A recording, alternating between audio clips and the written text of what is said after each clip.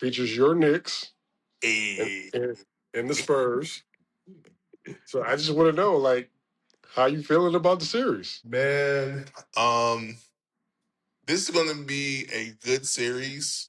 I'm gonna put it out on wax right now. Knicks in six. Knicks in six. Knicks in six. Okay. And I'm going to go on the opposite side. I'm going to go with the Spurs, but I want to say the Spurs take it in six. And if I could ask, what makes you think Mm. that the Knicks are going to win the series? The Knicks, they're on a heater. They're on a real heater. Like, I mean, they've won 11 straight games. They haven't lost in like a month, almost a month and a half. I mean, they're peaking at the right time. Like, towards the latter part of the season, yeah, they were a little struggling, wobbling in, and then, the Hawks series, the first three games, they were kind of like limping in, but I guess they found their stride, and I just feel like that game one, that epic comeback, something in them sparked them to like be like, hey, we here, we not losing, we ain't going nowhere.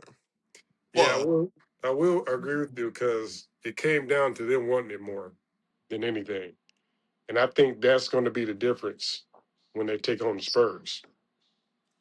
I I favor the Spurs because of Wemby. I think usually when you have any team that has the best player on the floor, you got to lean towards them a bit.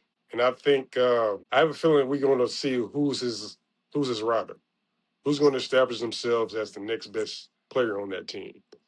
I feel like it's Harper, but I really think Stephon Castle has a chance to really make a name for himself because he guarded Shea. He guarded Shea, and now I'm really looking forward to that matchup he has against Brunson. He gets to make a name for himself because what I see in Stephon Castle is he looks like a perennial all defensive player to me. I can see him on multiple defensive teams throughout the rest of his career. And we know Wimby's going to be there as well. I mean, that's a fair point, and I said it, the last series with OKC that Stephon Castle and Dylan Harper are going to be the two X factors. Now, the one thing that, again, I'm pulling for the Knicks, but if I was a Spurs fan, the only thing that I would caution is their experience because they are a very young team. I mean, true, they have like guys like Harrison Barnes and Kelly Olynyk on the bench or whatever, to provide that leadership, that old school leadership from the bench. But the finals, it's a whole completely different animal, because like I guess at the press conference or whatever, there was like, well, yeah, it's all about just hooping.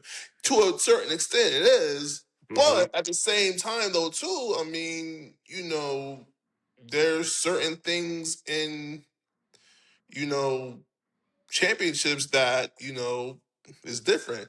And then the other thing is the reason why, too, is because Mike Brown. Mike Brown has been there as an assistant and as a head coach in the finals. The Spurs head coach, Mitch Johnson, this is his first time being here. So, and his Yeah. staff is fairly new staff too. So, Yeah, the only thing I would say about that, I'm pretty sure like the David Robinsons and the Tim Duncans and the Ray Popovich, I know they're in his ear during this time too, and I'm pretty sure they're giving him some guidance on how to handle this situation.